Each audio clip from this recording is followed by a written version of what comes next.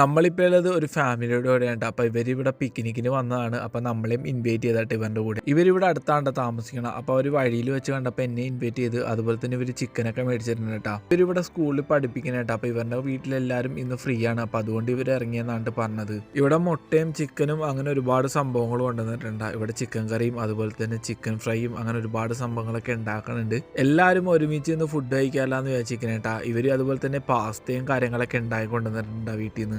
ചോറ് വേകുന്നത് വരെ എന്തെങ്കിലും കഴിച്ചിട്ടിരിക്കാന്ന് പറഞ്ഞ് ഇവർ കൊണ്ടുവന്ന് തന്നെയുണ്ട് ഈ മുട്ട പൊരിച്ചതും അതുപോലെ തന്നെ ഈ സ്നാക്സ് ഒക്കെ. ഈ ഒരു തണുത്ത കാലാവസ്ഥയിൽ എല്ലാവരും കൂടെ വട്ടം ചേർന്ന് ഇതേപോലെ ചെറിയൊരു ക്യാമ്പ് ഫയർ ഒക്കെ സെറ്റ് ചെയ്ത് ചിക്കനൊക്കെ ഗ്രില്ല് ചെയ്ത് കുറേ വിശേഷങ്ങളൊക്കെ പറഞ്ഞ് വല്ലാത്തൊരു ഫീൽ തന്നെയുണ്ടാ.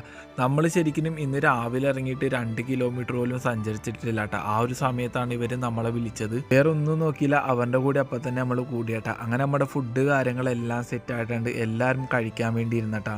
ചോറും ചിക്കൻ കറിയും മാത്രമേ ഉള്ളൂ. ബാക്കിയൊക്കെ നമ്മൾ ഗ്രില്ല് ചെയ്തൊക്കെ ഓരോന്നോരോന്നായിട്ട് അതിൻ്റെ ഇടയ്ക്ക് കഴിച്ച് തീർത്തട്ടാ. അങ്ങനെ നമ്മളും ഫുഡ് കഴിച്ചേട്ടാ. നല്ല കിടിലം ഭക്ഷണം. അത് കഴിഞ്ഞിട്ട് രാത്രിയായപ്പോൾ ഇവരുടെ വീട്ടിലേക്ക് നമ്മളെ ഇൻവൈറ്റ് ചെയ്തട്ടാ. നമുക്ക് കിടക്കാനുള്ള സൗകര്യം എല്ലാം ഇവിടെ തന്നെ സെറ്റ് ആക്കിയിട്ടാ. നമ്മുടെ യാത്രയിൽ നമ്മൾ കണ്ടിട്ടുള്ള ഒരുപാട് നല്ല മനുഷ്യരുണ്ട്. അതിലൊന്നായിട്ട് ഇവരും. ജീവിതത്തിൽ ഒരിക്കലും മറക്കാൻ പറ്റാത്ത അനുഭവങ്ങളാണ് എനിക്ക് ഇവർ തന്നേട്ടാ.